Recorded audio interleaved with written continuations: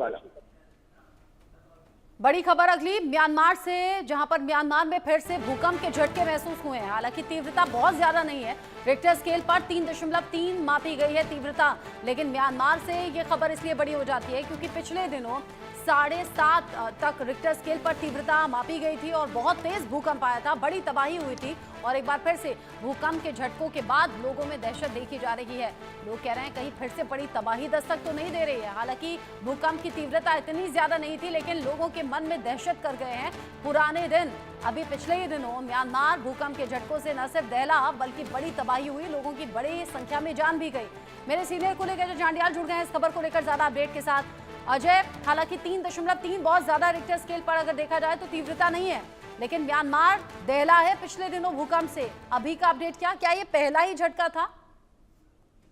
देखिए रचना, जिस तरीके से लगातार म्यांमार के लोगों ने, थाईलैंड के लोगों ने भूकंप देखा है और उसमें सैकड़ों लोगों की जान चली गई थी, उसके बाद ये जो झटके हैं, चाहे वो 3.3 ही क्यों ना हो, वो लोगों के लिए बेहद खौफनाक हैं। क्योंकि इन लोगों ने उन बड़ी बड़ी इमारतों को, कंक्रीट की इमारतों को धराशायी होते देखा है, ताश की पत्तों की तरह बिखरते देखा है। इसी वजह से लोग जो है वो काफी दहशत में है। और जैसे ही 3.3 तीव्रता का ये भूकंप आया तो लोगों में दहशत मच गई। लोग तुरंत अपने घरों से, बिल्डिंग से बाहर निकलने लगे, क्योंकि जब भूकंप आता है उसके बाद उसकी तीव्रता कितनी थी ये उस वक्त पता लगाना मुश्किल होता है, ये पता बाद में ही चलता है। तो ऐसे में लोगों ने जब देखा कि ये भूकंप आया है, लोग घरों से बाहर निकले और उसके बाद अपनी जान बचाई। अभी तक हालांकि किसी नुकसान की खबर नहीं है, मगर जिस तरीके से ये हुआ है उसके बाद दहशत लोगों में बहुत ज्यादा है।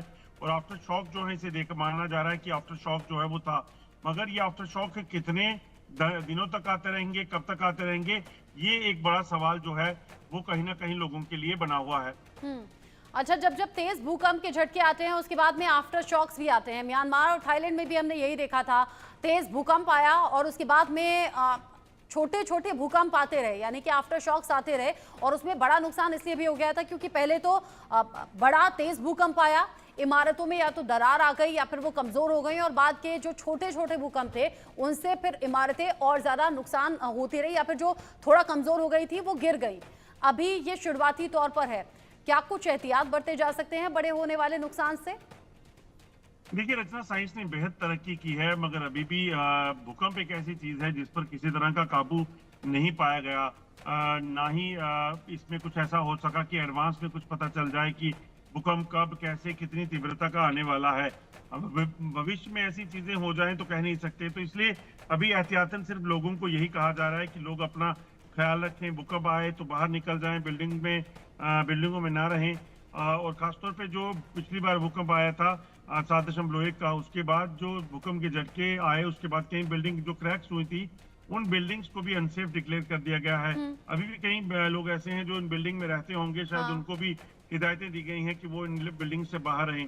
तो अब इन हिदायतों को मानना भी होगा। और भूकंप का झटका भले ही उतना तेज नहीं हो, लेकिन लोग एहतियात बरत रहे हैं क्योंकि लोगों के मन में अभी भी वो दहशत ताजा है जो पिछले दिनों देखी। बहुत शुक्रिया अजय आपका ये सभी अपडेट्स दर्शकों तक पहुंचाने के लिए। इसी के साथ वक्त छोटे से ब्रेक का यहाँ पर हो गया है।